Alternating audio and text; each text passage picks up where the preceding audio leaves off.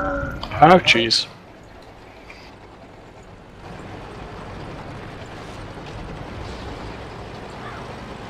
Watch out, Kevin's gone rogue. Okay, guys, why don't you get to where you can see down the middle of the street?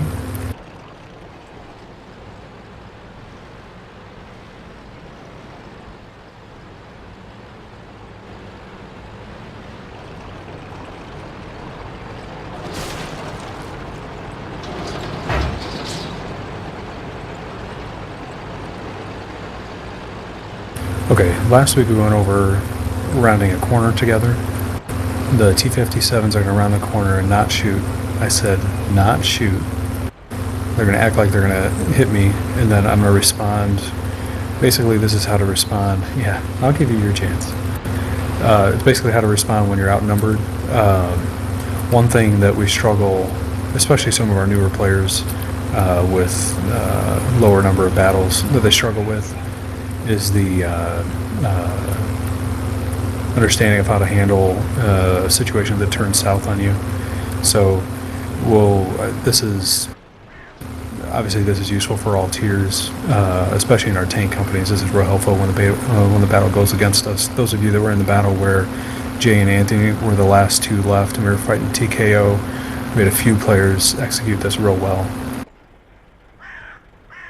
Basically what you want to do, and most of this is common sense, but when you're in game and you realize that you're not 100% sure what's around the corner, but something's there, you got to prepare yourself mentally. Obviously think, don't let your heart get pounding and let the situation get away from you. Anytime that you feel pressure, just, obviously it's let cold water run through your veins and just let the situation play out. You may die, you may not, but what you want to do is give your team a fighting chance as long as possible. So I'm sitting here, no idea that the 57s are there. They round on me. What do I do? Well, my goal is going to be, if the teams are even, I'm going to try and give my team a chance to come over and support me. Obviously, most of this is common sense, so just bear with me. If we're outnumbered, then what I'm going to try and do, basically everything I'm going to do is buy time. But if I'm outnumbered, I'm going to play it a little bit differently. I'm going to try and save myself more than I would if we had an even number of people on each team. So in this given situation, the T-57s, why don't you guys go ahead and round. Okay, I see them. The first thing I'm going to do is angle, if I'm not already. And in this situation, I'm going to hang out behind this rubble that's here. I'm going to give them, the only thing that they can really do damage on right now is my turret. That little cupola that's on the top for the commander that's got the machine gun is one glaring weak spot of this tank. But especially if you're in something like the IS-7 or the T-34, that commander's hatch is relatively small. The mouse, again, you really don't have a whole lot of weak spots. So if I know that there's a guy behind me the next block over and, say, Glenn's there and I'm yelling at Glenn, hey, I need help, I'm going to try and buy time here. If nobody is near me, obviously against two autoloaders, I'm going to try and keep backing up as far as I can without exposing myself. So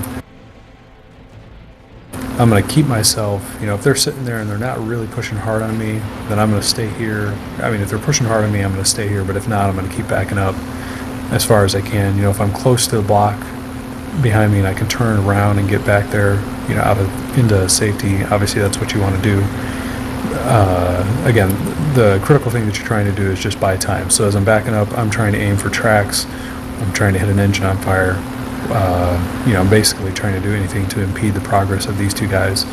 And for medium tank companies especially, if we're split up and we're fighting in the city and we're outnumbered, basically we're just trying to buy time so our friends can either eliminate the guys that they're fighting and come back, or just get them to come back over. The guys that run in our Cromos during tank companies are really good at knowing what's going on, and most of the time they'll come over and support and flank when needed. Obviously the first rule of when you're outnumbered or things go against you is buy time. Keep yourself safe. Like we always say, stay alive first, then do damage. Neat trick that some really, really good players will use is, if they're in a situation like this where they know what's around the corner and what's about to come on them, then they'll turn around and T-57 stay there. I'm going to go around the little pile of rubble behind me. User joined your channel.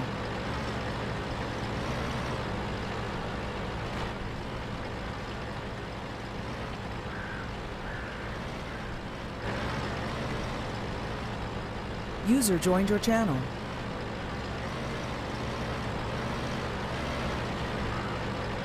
If I'm in a situation where I'm closer to the corner like this, I'm going to try something that's not recommended where you give somebody your butt. But if I know it's coming around the corner of me, I see them moving, I'm going to take the first shot and I'm going to hit the accelerator before I hit the first shot. That way I'm already moving. I've taken my shot, I'm out of the way. Now, you got to know when to execute this correctly, otherwise you're obviously going to get your butt shot up and you get yourself tracked. If you don't have a repair kit, you're toast. Especially in a situation where I've got two T-57s like that, and if I've got a friend down the block, that's a really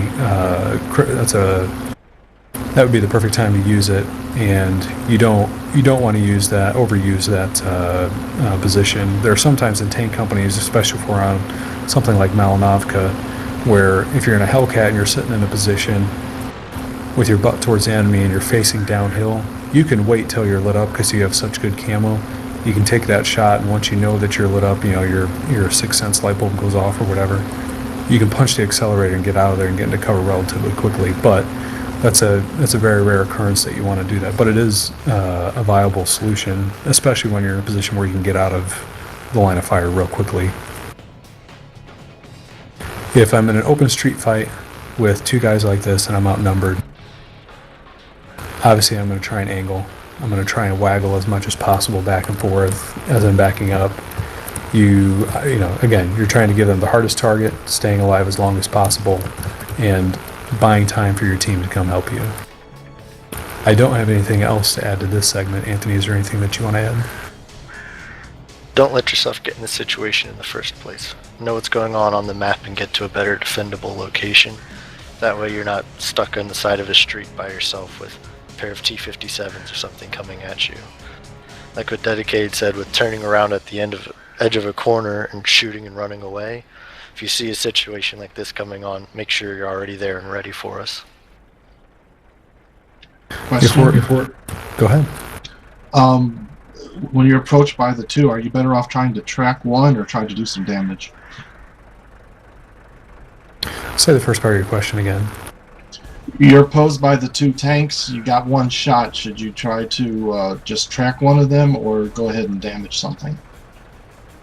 Damage something. If you're saying you're low on HP, you want to try and do damage to them. Every time you're firing, you're trying to limit what they can do. I mean, how long they'll live. You only want to track or aim for a track in a specific. I'm thinking of mines. When everybody rushes towards that hill, there's sometimes where you can hang out behind those rocks and you can shoot guys as they're trying to creep up there, and you've got a perfect side shot at their tracks. And so it's real easy to get a nice track shot. But if you're in something like this, I basically got a straight-on shot at a piece of his tank that's only 12 to 18 inches wide, whereas the front hole, I've got a beautiful shot of his lower plate there. I can hit him anywhere else. You want to take the high probability shot, the one that will be a high probability of doing damage to him, especially with two T-57s. I guess you'd only track if you had escape as a real viable option for yourself. Right, and if these guys have a repair kit, toolbox, whatnot, they'll probably be up and running real quickly. Basically, you want to impede their health and then their progress as much as you can. Like Anthony mentioned, first of all, you don't want to put yourself in this position, but if you are, this is what you have to do. In a situation where it's rolling hills, something like, we can use all the desert maps, Sand River, El Haluf. You've got tons of topography to move behind, and I love, a city brawl has its pros and its cons, and it can be fun every now and then, but I love the fights where you're moving around all the topography because there's so much you can do with those. The gun depression, the hold down, you can. I wish Owen was here. He has a great video of his use of his T-54 on Malinovka where he, was an encounter and he went up to the windmill. His team got drilled and he booked out of there as quick as he could. Hold down, use his turret to light up the enemy. It was a tier 10 battle in his tier 9 medium, and he had something like 3,000 spotting damage. That was another critical use of his vehicle to light them up. Sometimes if you're in a situation where you're outnumbered, all you can do is proxy spot. Sometimes all you can do is peek over a ridge, like Mountain Pass, especially that area in the middle. Sometimes all you can do is get over to the other side and light them up. You won't be able to get, obviously, the depression to shoot. Anything to give your team the advantage, lights, damage. Basically, you're just trying to buy time, trying to stay alive longer. The biggest thing that you have to do in a situation where things are going against you is you just have to stay calm. You know, there's so many times, especially in our tank companies, where I've seen us get outnumbered and the cooler head prevails. The biggest thing to remember is, you know, just take a deep breath, relax, and play it out. You'd be shocked how many times even a good player gets greedy and makes a mistake because he's trying to get to you, you know, and in your E75 you've got 20 hit points left, but you got all that armor in the front and they're running at you, bouncing all over the place, and you knock them out.